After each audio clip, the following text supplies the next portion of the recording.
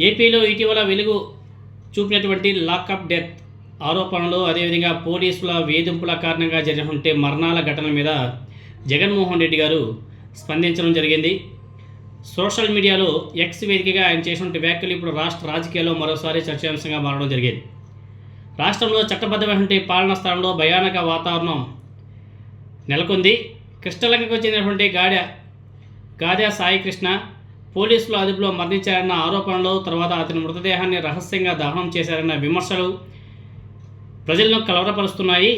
అలాగే పోలీసుల వేధింపులను ఆరోపిస్తూ సెల్ఫీ వీడియో విడుదల చేసినటువంటి తర్వాత క్రాంతి కుమార్ అనే వ్యక్తి ఆత్మహత్య చేసుకోవడం కూడా అత్యంత ఆందోళనకరమైన పరిణామాలు అని చెప్పేసి చెబుతూ, ఈ ఘటనలో విడివిడిగా జరిగిన విషాద సంఘటనలు కాదు, తెలుగుదేశం పార్టీ కూటమి ప్రభుత్వం అమలు చేసినటువంటి రెడ్ బుక్ పాలన ఫలితంగా ఏర్పడినటువంటి ప్రమాదకర పరిస్థితులని జగన్మోహన్ రెడ్డి గారు వ్యాఖ్యానించడం జరిగింది.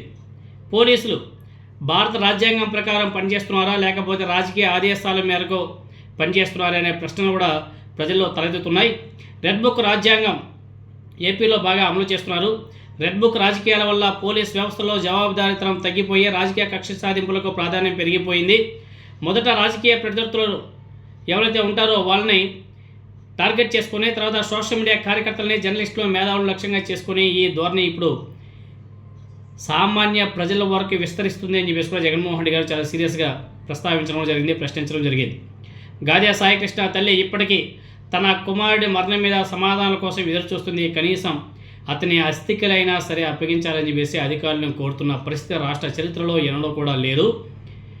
అలాగే క్రాంతి కుమార్ అనే వ్యక్తి ఆత్మహత్య ఘటనతో పాటు తునికి చెందినటువంటి తిరుపతమ్మ, శ్రీకాకుళం జిల్లా కళావతి, కర్నూలు జిల్లా గంగమ్మ వంటి పలువురు పోలీస్ వేధింపుల కారణంగా ప్రాణాలు కోల్పోయారన్న ఆరోపణలను కూడా జగన్మోహన్ రెడ్డి గారు ప్రస్తావించడం జరిగింది.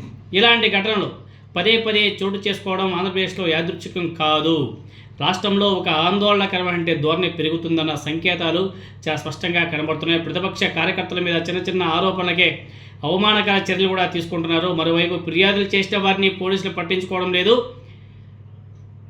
కూటమి ప్రభుత్వానికి ఎవరైతే సపోర్ట్గా ఉన్నారో వాళ్ళు మాత్రం బాగా మంచిగానే వ్యవహరిస్తున్నారు వాళ్ళ పట్ల అని చెప్పేసి కూడా ప్రశ్నిస్తూ, ఈ పరిస్థితులకు రాష్ట్ర డీజీపీ, అదేవిధంగా హోంమంత్రి, ముఖ్యమంత్రి చంద్రబాబు నాయుడు గారు రాజకీయంగా బాధ్యత వహించాలని చెప్పేసి జగన్మోహన్ రెడ్డి గారు డిమాండ్ చేస్తున్నారు.